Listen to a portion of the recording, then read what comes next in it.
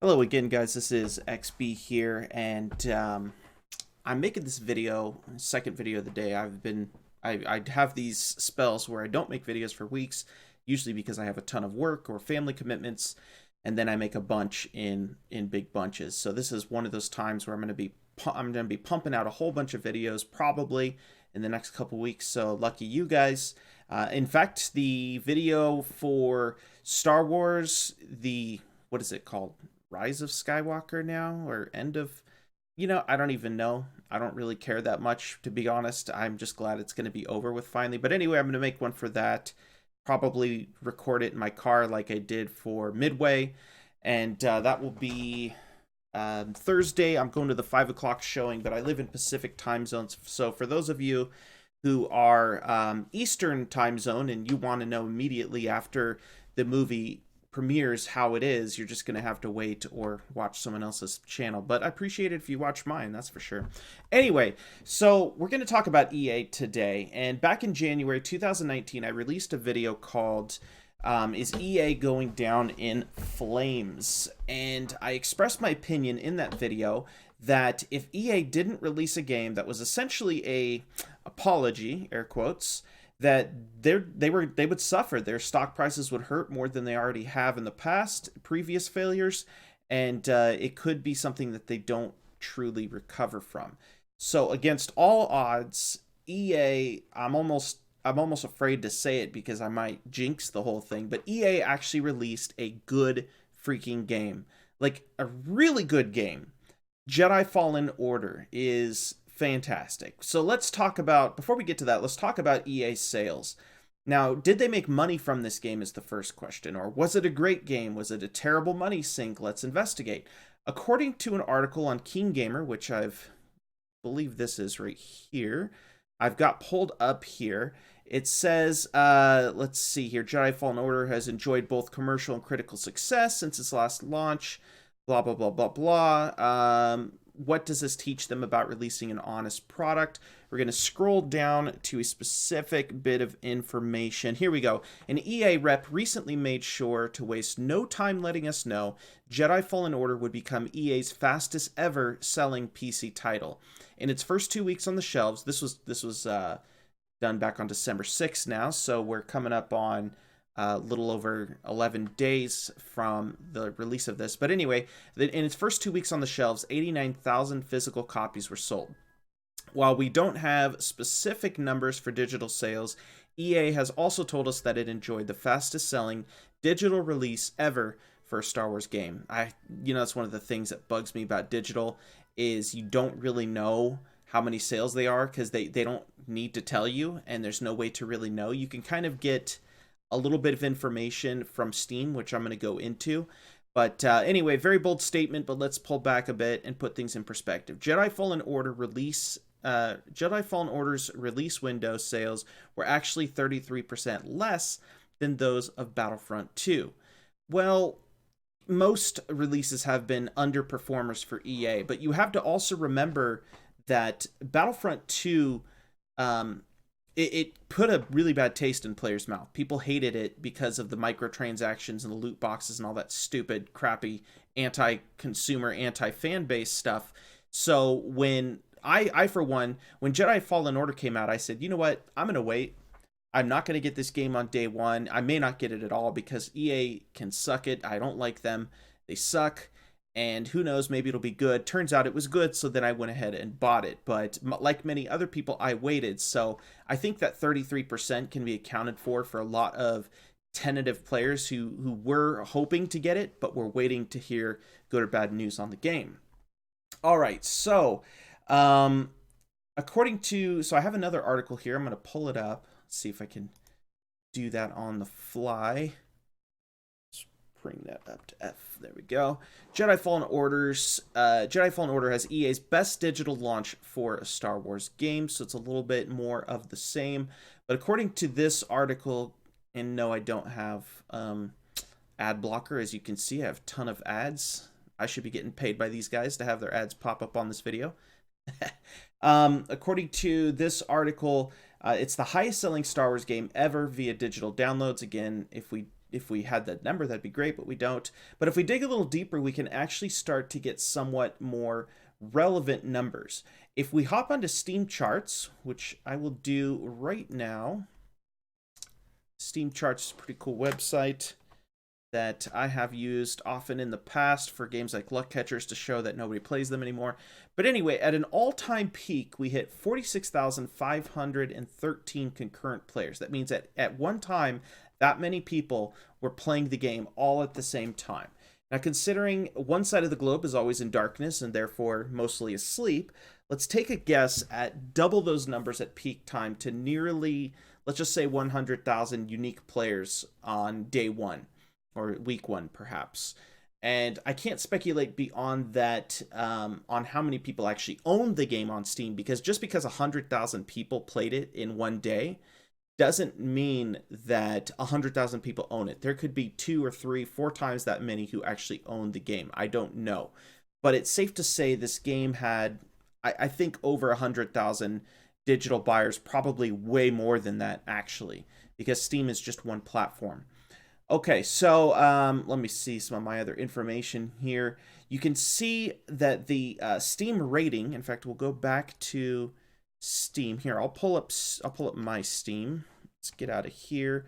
So if we go to the Steam rating for the game, let's get out of there, and we go to Jedi Fallen Order, which is still installed. In fact, I plan to play it a little bit right after this. We go to the store page, and we see right here, all reviews, we're sitting at 92% right now. 92% out of 25,332 reviews. And that's player ratings, folks. I don't really trust critic ratings. I think critics can be paid. Critics have gotten so used to criticizing games that they don't really give the player's perspective on games. So I don't really trust their ratings. But these same players have been accused over and over by the hacks that we call professional critics of being toxic. Now this just doesn't look to me like a toxic fan base. You know, what is a freaking toxic fan base after all? Yeah, we can be emotional. We can care very deeply about things. We care very much about the universes we get involved in. I mean, I am a huge fan of many sci-fi universes. Farscape, Stargate, Star Wars, Star Trek, Firefly, Babylon 5, and others. I've just started watching The Expanse. I realize I'm really behind the times, but getting into that. I've actually read the books, and I'm not toxic. I'm definitely passionate about the different universes that I love, but toxic? Give me a break. So moving on, Henry Cavill actually said it best. He said in an interview with Jake Hamilton of Jake's Takes that well, Jake asked him, he says, what is your response to the toxic fandoms? Because this was concerning the upcoming Witcher show, which is releasing, I believe, Friday on Netflix. He basically said, what is your take on all these toxic fans and how they're hurting the industry? And, you know, Henry Cavill basically earned 1 million fan points when he said this. He said, when it comes to fans, it's a fan's right to have whatever opinion they want to have. And people are going to be upset. I don't necessarily consider that toxic. I just consider that passion. Thank you. Finally, somebody in the industry is on our side and understands. We're not freaking toxic fans. We just care very much about the content. And if you're going to make a Star Wars game, if you're going to make a Witcher game, if you're going to make a Star Trek game, whatever, insert your fandom here, or all of the above in my case, you need to stay true to the lore. You need to stay true to your fans, because your fans are the ones who are going to spend unbelievable amounts of money to buy your games. Yes, you're going to have randoms who will buy the games. You're going to have new fans that are spawned from the game, but the bulk of your income base is going to be the hardcore fans. That is why they call us toxic, because we care about the content. Now, Jedi Fallen Order just showed that EA is capable of making a good game. Respawn Entertainment and EA, of course, together. That they are capable of making games that do help the fans, that do stand for the fans. And anyway, back to the sales figures. My only hope is that eventually the real sales figures will be released. One thing that the article mentioned is that they were 33% lower sales than Battlefront 2 as I said before, I'm pretty sure that's just because people were burnt out from the disappointment that was Battlefront 2, and so they waited. But I think now 25,000 reviews on here, and that's just a small portion of the fan base. There could be many, many more players in this game. Not everybody reviews games. I mean, you generally review games if you really like them or really don't like them. You don't just review them because they were all right. So there's going to be a lot more reviews floating out there in the ether, and or reviews, excuse me, purchases floating out there in the ether. It's hard to know how many people actually bought that game. One other thing I wanted to talk about as an example of fan bases being forgiving is the game No Man's Sky. In fact, we'll look it up right now, even though I own it. I'll just go right here. $60. Jeez, you guys. It's a little over the top. Okay, anyway, No Man's Sky, the overall review is 56%. Many of these were extremely negative in the early days of No Man's Sky. In fact, I think there's a way, if I recall, to look up the history of review, show graph. Here we go. So the original reviews, 26,000 negative reviews for No Man's Sky, 5,000, 3,000, and so on. The negative reviews far outweighed the positive reviews in the first roughly 6 months. So Hello Games had a choice. They could have either said, well, we've got hundreds of millions of dollars off of the lie that we told in this game, and we're just going to take our money, laugh, and retire, or go make another game and try to rip people off again like EA was doing for so many years. But instead, Hello Games realized they'd made a mistake. They'd made promises that they had not delivered on, so they got their what is it? You put your nose to the grindstone or something like that. I forget the saying. But they hunkered down and they started to work on their game and turn it into the thing that they had promised their fans it would be. And as you can see, over the next year, positive reviews started really rolling in until I think this is the vehicle release right around here when they released the Planetary Explorer vehicles. Huge positive review. Then pretty much the positive reviews took over completely and the negatives almost disappeared, except for in August. That was, I think, a building content release. I can't recall. But look at the recent reviews here. Recent reviews. So reviews since the early part of November 18th. From November 18th to today, which is December 17th, 2019, the positive reviews were absolutely off the charts, almost completely dwarfing negative reviews. So again, this is an example of a developer who knew they made a mistake, who learned from that mistake. Instead of said, well, it's the fans' fault, they said, no, this is our fault. We've made a mistake and we're going to fix it. And they fixed it. And the recent reviews for No Man's Sky, 94% positive. That is outstanding. Any developer will wish for anything over an 80% positive review. This is 94%. No Man's Sky came back from the grave and blew players away, put in all the features that they said they would have in the game on day one. Yes, it took them 2 years, but at least they did it. At least they accepted their failure. They learned from it and they grew from it, and they gave the fans what the fans wanted. 94%. Amazing, amazing score. And I have played the more recent iterations of No Man's Sky. It's very fun, very good now. I wish they had released it like this on day one, but at least we can learn a lesson from what Hello Games did and apply it to EA. Now, EA releasing the Jedi Fallen Order game, which is a really solid game. This is a wonderful first step in the way of making the fans happy, in the way of saying, hey, we're sorry, we went over the top, we tried to make a quick buck, we tried to be a little bit too politically correct, now we're just going to give you a great game. Here it is. This is a great first step on re-winning the customer love and appreciation from your fan base, because your fan base isn't gone, EA. We're still here. We just we're like the partner who's been abused just a few too many times, and now if you want to earn our trust back, you need to earn it the hard way, and it looks like they're doing it.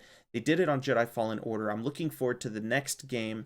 I'm hoping, I probably won't pre-order it, though I'm still not ready to take that chance on EA, but I'm certainly willing to hope that the next EA game is also a fantastic game like Jedi Fallen Order. If it is from the same developers and they have the same lack of restrictions put on their development team, I'm very hopeful that it's going to be a fantastic game.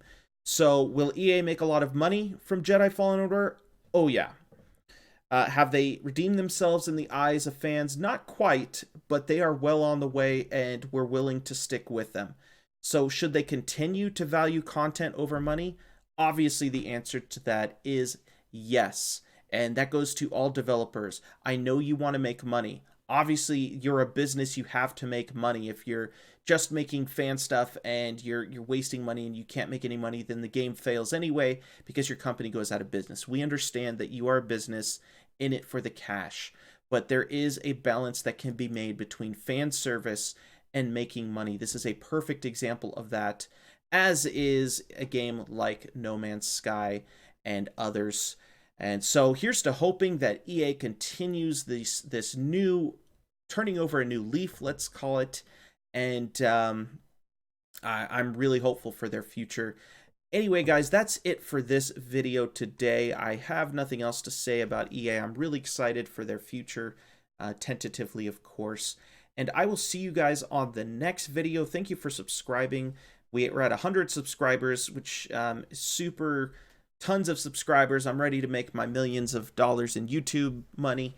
But seriously, though, please do subscribe. I appreciate anyone who subscribes to my channel. I'm not a popular YouTuber, but I am very passionate about the things that I do put up here on YouTube, and I'm a hardcore nerd. So I hope to see you guys on the next video. I'm going to be streaming tonight on Twitch for another game that's supposedly releasing tonight for my original fans of this channel called I'm a Wars. You probably saw that announcement just before I posted this video, so I won't waste time in this video talking about that, but I will see you guys on the next video. Thank you again for watching, and please subscribe, blah, blah, blah, you know the rest.